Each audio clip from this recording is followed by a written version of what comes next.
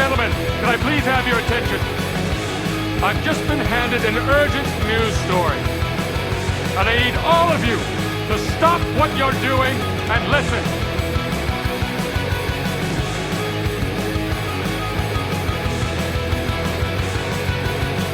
Good morning and welcome to the Morning Spotlight podcast. This is an emergency episode. We had a big current event happen last week, so we're going to talk about it today. And this episode will post tomorrow, January 14th. So this is the Morning Spotlight podcast. Like I said, we're coming to you as always from the Spotlight Studios here in Morristown, New Jersey, and I am your host, Mike Cam. Our guest today should be familiar to the Spotlight audience. He's a partner at Murphy, Schiller and Wilkes, a commercial real estate law firm in Newark, New Jersey. He's the leader of the firm's economic incentive advisory practice and has been involved in some of New Jersey's most high-profile corporate attraction and retention projects. He regularly assists clients in the procurement of public incentives offered through the New Jersey Economic Development Authority and other state and local government agencies. He is Chris Murphy. Chris, welcome back. Mike, how are you? I'm doing great, man. Third time on the show. Not many people get to that level of status, but here you are. It feels like something that I've accomplished. It's something. It's something. Yeah, I would put that in like career accomplishments. It has to be top 5. I'm actually going to probably throw it on that bio that you just read off of. I'm going to, just three-time guest of the morning. I think it says something in there about has been featured in the Wall Street Journal, and then it will say in the Spotlight Studios. Yeah, right. Three times. Yeah. 3 times. And like I said, I mean, there's only there's a handful of people that have made it to that level. And they're all great. So the reason why we're having you on today is Thursday, January 7th, 2020. Governor Phil Murphy here in New Jersey signed the Economic Recovery Act of 2020. You are an expert in that. So maybe take us through what an incentive program, because that's what this is. What is an incentive program and why is it important to New Jersey? Sure. So I think that was a good intro, and I think that should probably give people an idea of something about what's going on here. So the governor, like you said last Thursday, signed the Economic Recovery Act of 2020. It's a rather comprehensive incentive package for both businesses and developers looking to do projects here in the state of New Jersey. Historically, New Jersey has always had some form of incentive. An incentive is generally a tax credit or a cash grant of some sort that is used to attract a project to a specific area. So, incentive is used to incentivize someone to do something. For the last 25 years, over 25 years, New Jersey has had programs that have been in different forms. Just like every state in the region and most of the country has some form of program used to attract or retain business in the state and also to encourage development in targeted locations. So, prior to the Economic Recovery Act, there was a legislation called the Economic Opportunity Act, which was passed in 2013. That program expired in 2019, or the programs created under that legislation expired in 2019. That program had really 2 main incentive programs: the Grow New Jersey Assistance Program, which was the state's main job attraction and retention tax credit, and then the ERG, the Economic Redevelopment and Growth Grant Program, which was a gap financing incentive for developers, both for residential properties and for commercial properties. Those expired in 2019. For the past 18 months, New Jersey has not had an incentive program. For the first time in 25 years, has not been able to offer developers and or businesses a tax credit for creating jobs and developing here in the state. This program, or this legislation, the Economic Recovery Act, created multiple incentive programs. So it wasn't just a few, but the main ones are Emerge, which is the successor to Grow New Jersey, will now be the state's main job creation tax credit program. It's really geared towards new jobs, not as geared towards retained jobs as Grow New Jersey was. The Aspire program, which is the successor to ERG, which will be a gap financing incentive for developers looking to develop both commercial and residential properties. Then you have an historic tax credit program, which was created, a brownfields program, which was created, a food desert program that was created, and a few others. Like I said, it's comprehensive.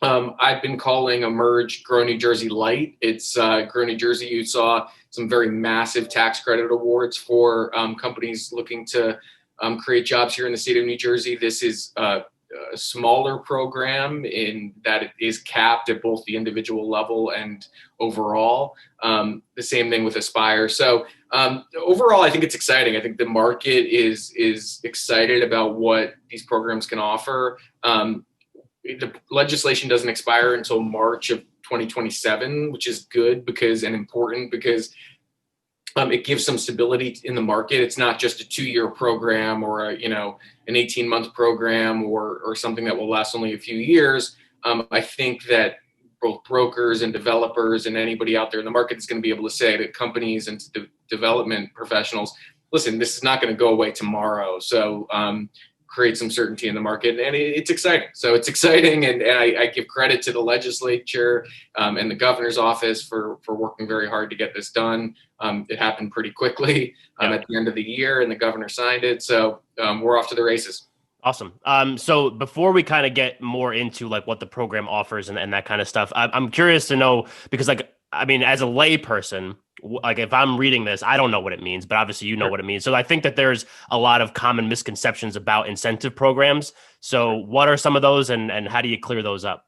Sure. So I think one of the biggest misconceptions about incentives, and especially the way these programs are structured, is that in some way money going towards this development project or tax credits going toward this development project aren't going towards something else. So people think of it as a zero-sum game, that if we're giving a company tax credits to develop this project or this property in downtown Newark, we're not fixing the roads, or we're not doing something else that would be or should be money should go towards. Sorry, guys. That's when just trying to run a professional show. Phones ringing. I'm trying to run a professional show. I'm trying to run a firm. It's tough, man. It's probably tough. Like the New York Times asking for a quote on the New Jersey incentive program or something. But I'm glad you're cutting them off. That was the Wall Street Journal. I almost picked it. Can we resume this in 5 minutes? No. So I think that's the biggest misconception, that for some reason there's no benefit, that we're taking money out of the general fund to put towards these projects, which isn't the case. All of these programs are performance-based programs, so there needs to be a benefit to the state in order for there to be a tax credit received by an applicant. Nobody receives any money. So in the Emerge program, for example, which is the new jobs program, companies might receive an award for $4 million to create 80 jobs, but they're not seeing any of that money until they've created those jobs here.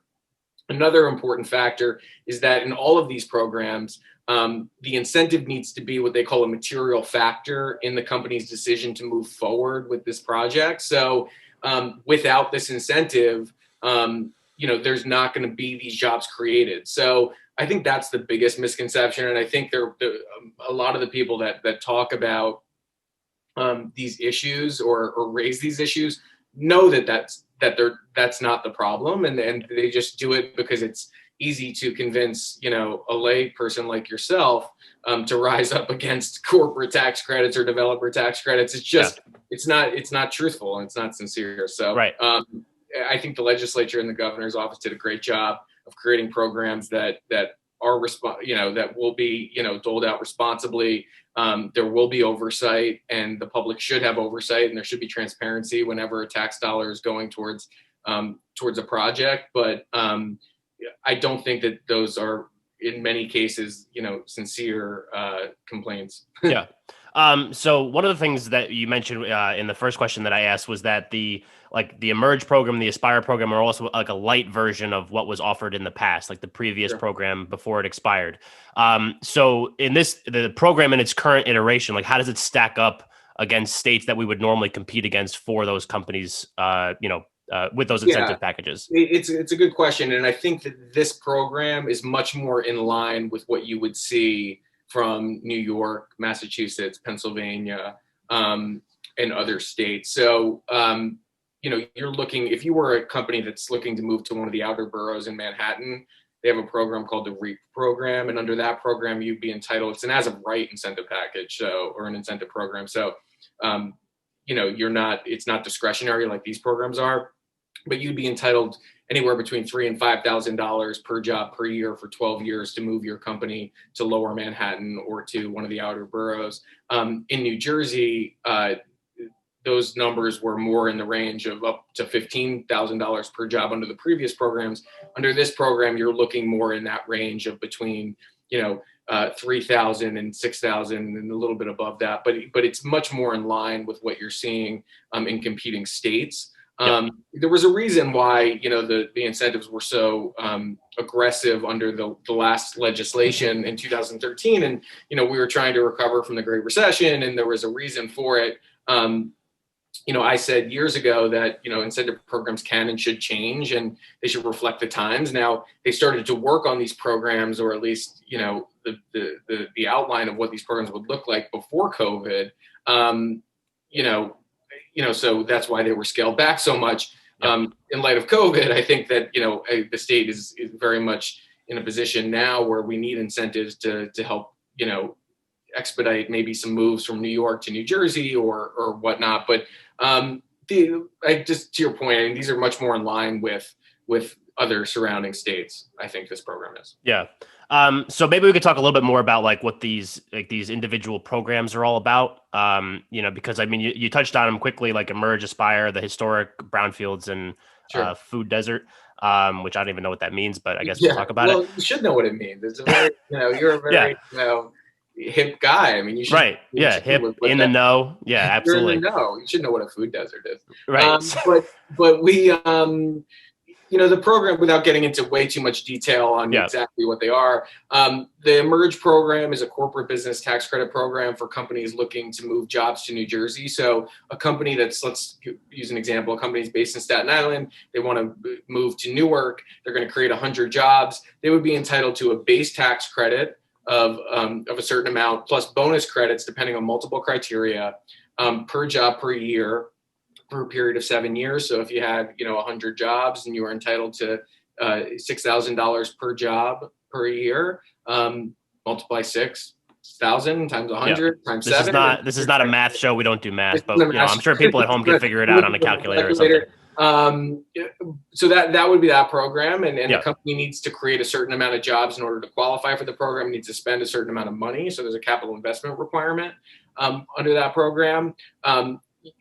That will be used for companies looking to move to New Jersey and create jobs and spend some money to build out space. The Aspire program is a gap financing tool, just like our development projects that have a gap in their capital stack. Will be able to apply for that program. The historic tax credit program is a 40% tax credit on the total project costs or the rehabilitation costs for rehabbing historic properties.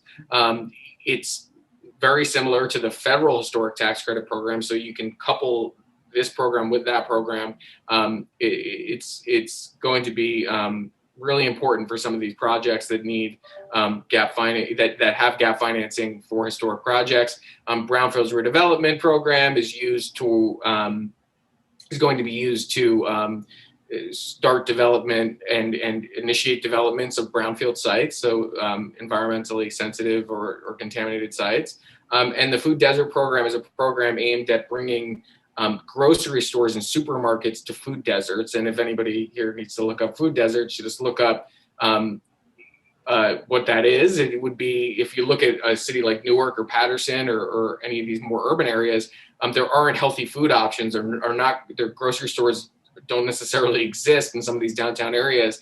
And the people in those communities don't have access to those, to those sources, the food sources. So it's trying to encourage developers to develop grocery stores and supermarkets in these food deserts. And I think that's a really important initiative. We'll see how the tax credits do if they encourage development. The whole point here is to incentivize companies that otherwise wouldn't create a supermarket or a grocery store in those urban areas or in those food deserts to do so. So the proof will be in the pudding. We'll see. Yeah. Is that a new thing, or is that something that was part of the previous program? It's new. So the food desert relief program is new and geared directly towards companies, pushing companies to open up those supermarkets and grocery stores in the food. Gotcha. So all right. Yeah. Yeah. So let's talk about like the process, right? So like, let's say I am a company and I, in the past, I know, because I remember we saw each other randomly at like an EDA meeting once. So there was the application process. And obviously this has only been in effect for a week. So I'm sure there hasn't really been a ton of applications processes. So is the process similar? Do you even know yet? Like, do you know how that's going to work? It's a good question, and we've been getting it a lot. I mean, listen, I think the EDA, the legislation took effect immediately. EDA is going to promulgate regulations that's going to, clear up a few things in the legislation, but and we'll come out with an application process. I anticipate that it will be similar to the former program. I don't believe they're going to try to recreate the wheel here. Company comes in, they're looking at some space in New Jersey, or a developer is looking at a site. There's going to be an initial analysis. They're going to, retain brokers, architects, lawyers, the whole deal. A full application will be submitted to the NJDA, and the NJDA will underwrite the project and push back on certain things.